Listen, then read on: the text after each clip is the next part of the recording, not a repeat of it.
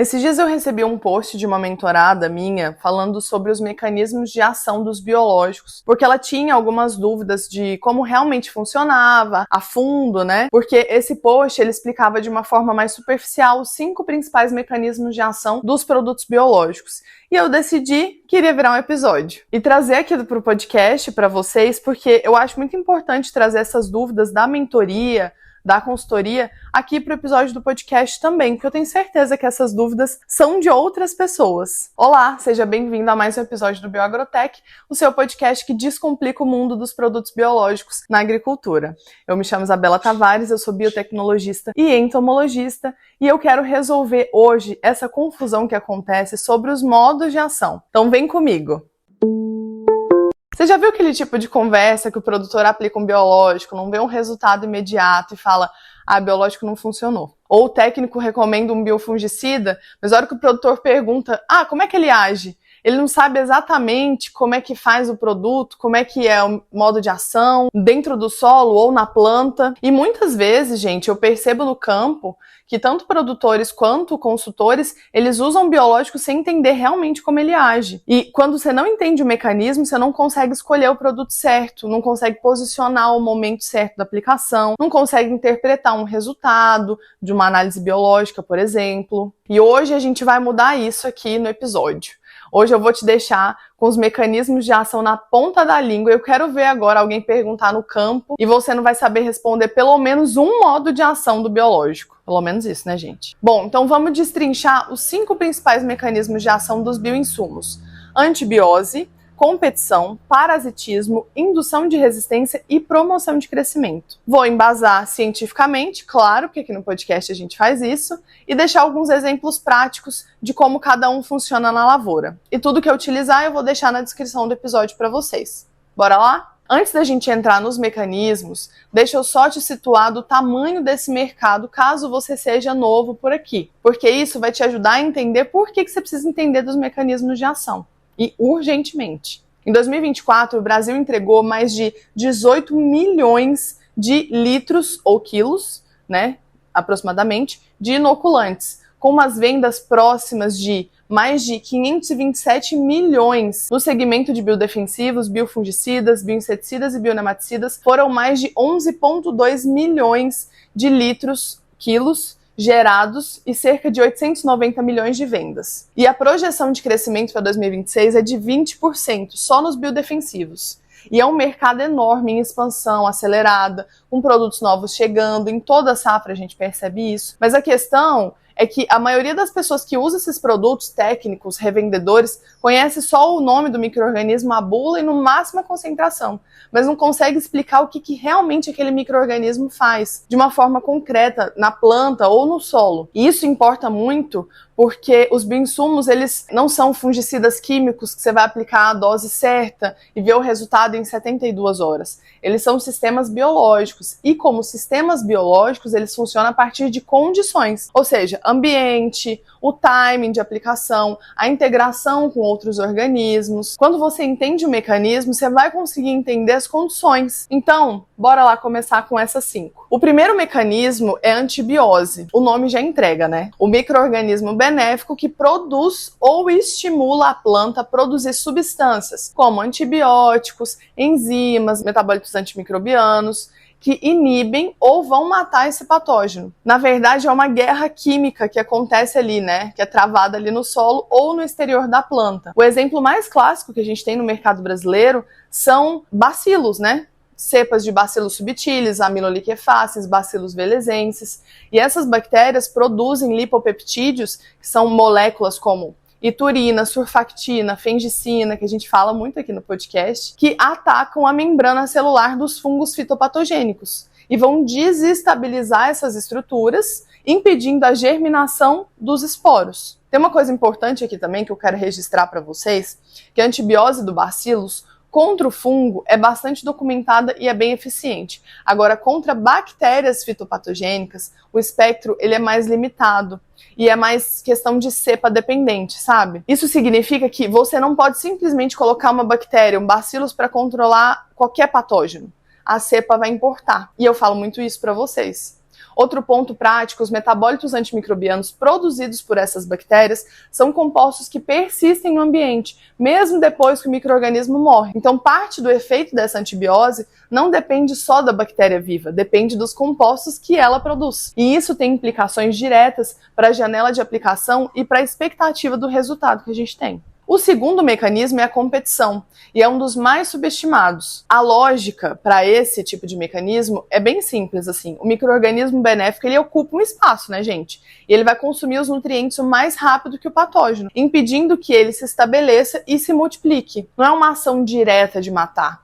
É de excluir o domínio do território, entendeu? Pseudomonas fluorescens, por exemplo, é um exemplo clássico. Ela coloniza a rizosfera com bastante eficiência, assim como os bacilos, e elas competem por ferro, as pseudomonas, que é um nutriente essencial para o desenvolvimento de fungos patogênicos. Ela faz isso produzindo sideróforos, que são moléculas que capturam o ferro do ambiente com alta afinidade, deixando assim o patógeno sem acesso a esse recurso que é tão importante para ele. O tricoderma, o bacillus, eles também usam essa competição por espaço físico de nutrientes como um mecanismo complementar à antibiose e ao parasitismo.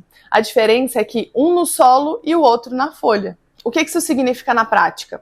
Significa que o timing da aplicação ele é crítico nesse mecanismo. Se o patógeno já estiver estabelecido no solo em alta densidade, o agente de competição vai ter muita dificuldade, né, gente, para se sobrepor em relação ao patógeno. A competição ela vai funcionar muito melhor como uma prevenção do que uma remediação. Você posiciona o biológico antes da chegada do patógeno e não depois que ele já tomou espaço no solo. Inclusive, há 2 semanas atrás, eu comentei no grupo VIP sobre uma pesquisa que foi feita com tricoderma para pós-colheita de tomate, para combater a alternária. Eu achei super interessante, coloquei lá no grupo VIP também. Se vocês quiserem participar, eu vou deixar o link aqui para vocês, na descrição do episódio. Bom, o terceiro mecanismo é o parasitismo. E aqui é muito interessante, porque o micro-organismo benéfico ele vai se ligar fisicamente ao patógeno e vai invadir ou degradar a sua estrutura. Ele usa como uma fonte de alimentação mesmo.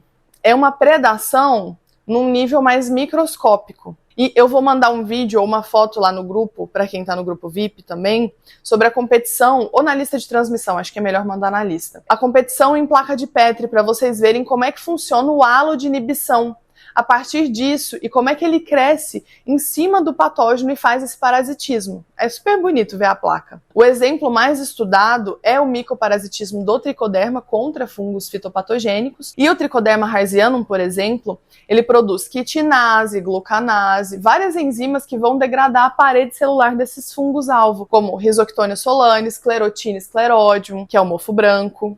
E literalmente esse fungo perfura e consome o patógeno. Aí você pode estar se perguntando, né? Por que ele faz isso? Ele é muito bonzinho? Não, gente, na verdade, ele quer se alimentar, né? O que tem ali no patógeno, até mesmo no escleródio, né, do mofo branco, que é a estrutura de resistência, tem muito alimento ali, muito nutriente, então ele acaba consumindo aquele nutriente, colocando na parede celular, nos seus ciclos biológicos, enfim. Agora tem uma coisa que eu quero destacar para vocês aqui, porque ela é relevante e para quem posiciona biofungicidas, isso é bem interessante. O parasitismo de tricoderma tem eficácia variável. Isso acontece porque a eficácia vai depender da cepa, da temperatura, da umidade do solo, da pressão do patógeno. Tem também o parasitismo de ovos e fêmeas de nematóide, por Purpuricínio lilacino, por exemplo. Ele produz várias quitinases e proteases e a casca do ovo do nematóide, ele vai reduzir essa viabilidade do ovo, porque o juvenil 1 se desenvolve dentro do ovo, e controlar a população. É um mecanismo muito poderoso, mas ele precisa de certas condições adequadas para expressar realmente o seu potencial máximo. Principalmente a questão da química do solo, que eu já falei para vocês no episódio passado de Química e Física do Solo. Eu mesma já presenciei uma área que o produtor não tinha nenhum resultado positivo com bionematicida, e nem nematicida químico, tá? Ele fez vários talhões nessa área, e a gente avaliou, ia fazer avaliação de 15 em 15 dias, 30 em 30 dias, e nada resolvia. Só que a gente foi fazer uma análise de solo básica, uma análise química, junto com a análise de bioás, que eu também falei no episódio passado. Ele percebeu que o pH do solo dele estava altíssimo, e com uma dificuldade na questão da CTC também. Ou seja, não adianta nada a gente ter o melhor produto que a gente vai aplicar num solo que ele não vai conseguir se multiplicar e fazer o seu papel ali. que no caso desse seria como bionematicida. O quarto mecanismo é o que eu considero assim mais sofisticado, vamos dizer assim, e talvez o que é menos compreendido no campo, que é a indução de resistência quando o micro-organismo não age diretamente no patógeno, ele age na planta, ativando os mecanismos de defesa dela. A planta é quem vai lutar, né? O micro-organismo é o treinador da planta, entendeu? Como se fosse uma vacina. Existem dois tipos principais, a resistência sistêmica adquirida, o SAR, SAR, e a resistência sistêmica induzida, o ISR. Ambas vão mobilizar a planta para produzir enzimas de defesa e vários compostos, por exemplo, compostos fenólicos, proteínas, relacionadas à patogênese, ou seja, para matar esse micro-organismo. É uma cascata bioquímica que para deixar a planta preparada para resistir aos ataques. Bacilos, bactérias promotoras de crescimento, por exemplo, pseudomonas, são um exemplo de micro-organismos que induzem via ISR. O tricoderma também tem essa capacidade, além do parasitismo, e um ponto prático é a indução de resistência que tem latência. A planta ela precisa de tempo para ativar essa resposta. E aplicar na véspera de uma alta pressão de doença não vai funcionar.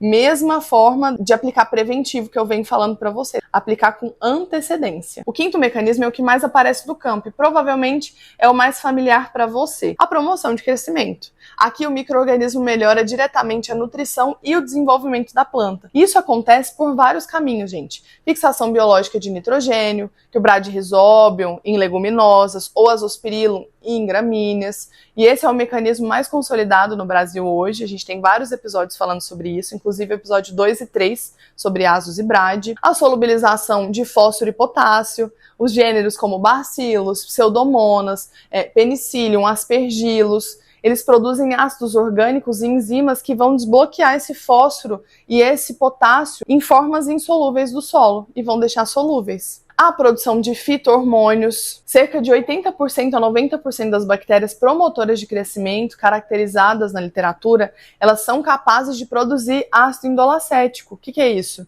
O principal regulador de crescimento radicular. Isso vai resultar no maior desenvolvimento do sistema radicular e maior absorção de água e nutrientes e plantas mais vigorosas. Também a coinoculação. Vários estudos mostram a combinação de Pseudomonas fluorescens com Bacillus subtilis, Azospirillum brasilense, resultam em aumento de produtividade. Tem até um estudo que fala que um aumento de 14% maior do que no controle que não foi inoculado essas bactérias. Ou seja, tem um sinergismo entre elas, um mecanismo de promoção que elas vão atuar juntas. E só mais uma consideração importante, um único bioinsumo, frequentemente, ele atua por vários mecanismos simultâneos, gente. Bacillus velezensis, por exemplo, ele pode agir como antibiose, induzir a resistência na planta, promover crescimento numa mesma aplicação. E isso entende a gente a justificar por que a gente pode utilizar um micro-organismo e ele vai auxiliar em várias frentes diferentes. E, de novo, não esquece que tudo depende da cepa. Por isso que é importante a gente entender qual é aquele biológico específico e qual a sua cepa. Porque assim a gente entende melhor qual o mecanismo, o que ela vai fazer melhor. Porque apesar de fazerem vários papéis ao mesmo tempo, geralmente tem uma ou duas frentes que eles trabalham melhor. E eu vou deixar aqui também para vocês, se vocês tiverem a curiosidade, comenta aqui para mim, deixa nos comentários, se vocês quiserem, eu deixo minha dissertação de mestrado. Porque eu trabalhei justamente com a indução de resistência sistêmica na planta. Eu aplicava metarrhizium na raiz, no suco de plantio, em plantas de milho, e avaliava durante um tempo, adicionando ali a Spodoptera para se alimentar.